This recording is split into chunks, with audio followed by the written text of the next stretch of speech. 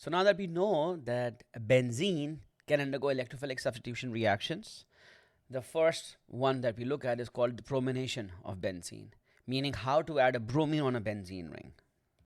The idea is how to go from benzene to bromobenzene. So how would you go from here to this fellow? Meaning the reagents, conditions, and all the steps involved. Now, the first thing you need to know that is that you can just heat this with basically bromine and FeBr3. You could also use AlBr3. So an alternate catalyst for this is AlBr3. And the reason why we have these catalysts is because they help us make the electrophile. Understand the electrophile here, and I'll write it down, is supposed to be, it is actually a positive ion, Br plus, and then that replaces a hydrogen anywhere on the benzene. It could have been here, here, here, anywhere, and it goes from benzene to bromobenzene. Yeah. So what you need to know is the mechanism, how the electrophile is made, and then how is the catalyst regenerated. Yeah. So let's take a look at the mechanism first. So by recapping the mechanism we've seen before, a bromine electrophile attacks the benzene ring. So if I bring in my bromine electrophile and the benzene ring transfers its electrons, and there's an intermediate that's formed. Now the intermediate basically is with this 5 ring carbon, this carbon having the not part of the ring, it has a plus charge, and then you also critically show the hydrogen atom that is there. Because why do we show that? That's the one that's going to be removed, and I'm going to keep drawing this a few times so that you all can draw this. And then the carbon hydrogen bond breaks and both the electrons go into the ring. The carbon hydrogen breaks and this hydrogen is given off as H plus. So that fellow is H plus, and what's left in the middle? Bromobenzene is left. So if I draw this is the two-step mechanism. First step, second step. First step, the electrophile is attacked by the electrons in the ring, comes on, then the CH bond breaks, H plus is given off, and this is your product, right? Then what you also have to worry about is how the electrophile is made and what's the role of the catalyst here. So since I know the electrophile is Br plus, how is it made? Well, the thing with that is that the reaction is this. The overall reaction, and then I'll explain it, is basically Br2 reacts with, let's say, FeBr3 to make Br plus and FeBr4 minus. So the catalyst does take part in the reaction, and it does make the electrophile. This is the electrophile. This is Br. My B's are pretty funny, but this is Br. What you can see it as is this: Br bonded. That's Br2. This Br bonded. There are 2 electrons in there, and FeBr3 is drawn like this. Now we call that guy a Lewis acid, and the reason why it's called a Lewis acid is because it's going to behave as a lone pair acceptor. You might say, wait a minute, where are the lone pairs that you speak of? Well, they're right here. Bromine on the molecule, each bromine has 3 lone pairs, and the bromine closer to the FeBr3, its lone pair is transferred to Fe. But then the more bond breaks, and because if it's transferred to Fe, then this bromine is deficient in electrons, so this bond breaks and both of the electrons of this bond go to this bromine. And when they do that, what's left behind? So basically the bromine on the left becomes Br plus because it only has 6 electrons. The bromine on the right bonds to the FeBr3, and yes, it's a dative bond. So the bromine on the right had made a dative bond with FeBr3, this bromine, and is bringing in an extra electron, one of its own and one of the left Brs. So this guy overall gets a negative charge, but you already got your electrophile. So basically, literally, this is the first step of the reaction. The Br2 molecule FeBr3 makes this. You will be asked to make this simple equation in the exam, but knowing how this forms is because electrons are being transferred and makes this dative bond and an anion. And this Br then does the whole mechanism, giving off H plus. And then is this H plus then combines with this FeBr4 minus, positive, negative, and what they do is they regenerate the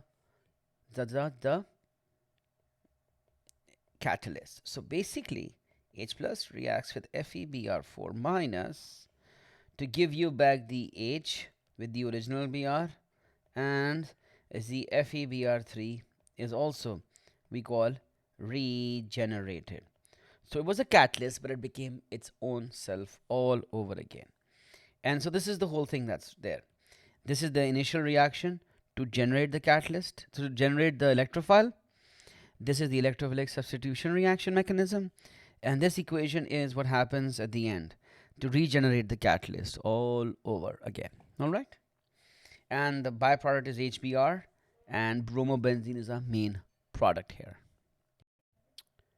Now that was bromination of benzene. The next thing we're going to look at, which is very, very similar, is chlorination of benzene.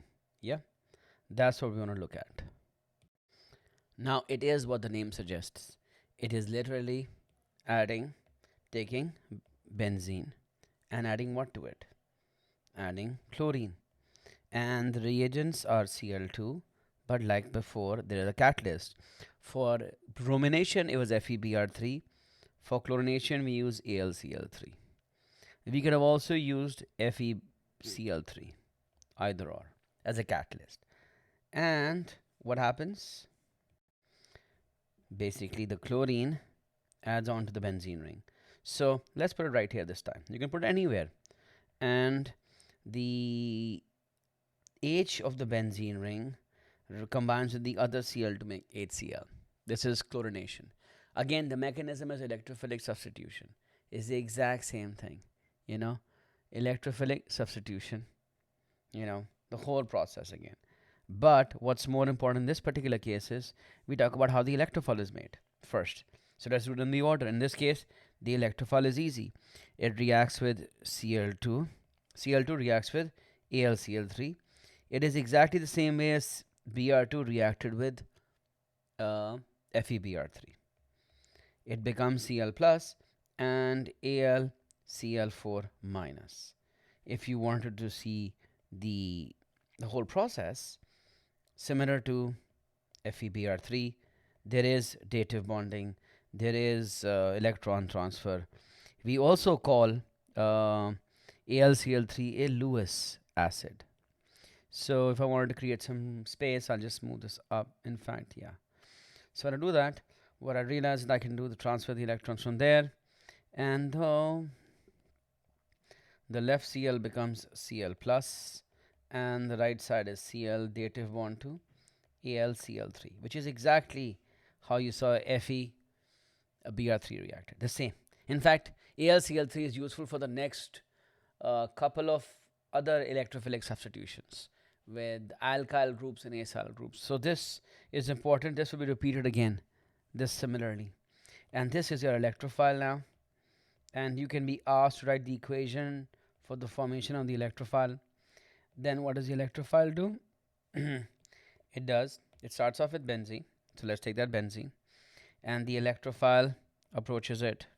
Electrons from there go there. And you were like, this guy is drawing them again and again. And why is that? I got that right there. Because I just want you to see it. So, yeah. So there, yeah. And we have the hydrogen here. I now made the Cl not bond here, but here, because anywhere is fine. Again, the remainder ring is over 5 carbons and a plus charge. Now the CH bond breaks and the electrons go back in the ring. And what do we have? We have the benzene. I'm throwing that again in here. And Cl is there. And you have left out with H plus. And this is your electrophilic substitution mechanism. And this fellow is going to react with this fellow, which is, by the way, this. And I forgot to write this minus charge, but you get the point, yeah. So basically, this H plus reacts with AlCl4 minus, and its AlCl3 is regenerated, and the AH combines with the other Cl to become HCl. Okay, so you could have done this with AlCl3 or FeCl3. For bromine, you could do this with Br3 or FeBr3. They have to be anhydrous. All right, and these reactions can happen at room temperature. Yeah, as long as you have the catalyst. Warming helps. So it can be done at room temperature. Warming helps, but the catalyst is AlCl3 and the gas is Cl2. Remember, benzene is a liquid and this is a gas. So if you can bubble chlorine gas through this, while there is this anhydrous solid AlCl3 is present, then they act as a good catalyst and make this chlorobenzene called chlorination. These guys are all Lewis acids because they are lone pair acceptors. So basically, you can also realize is that anything that accepts a lone pair to make a reactive bond is a Lewis acid by that definition.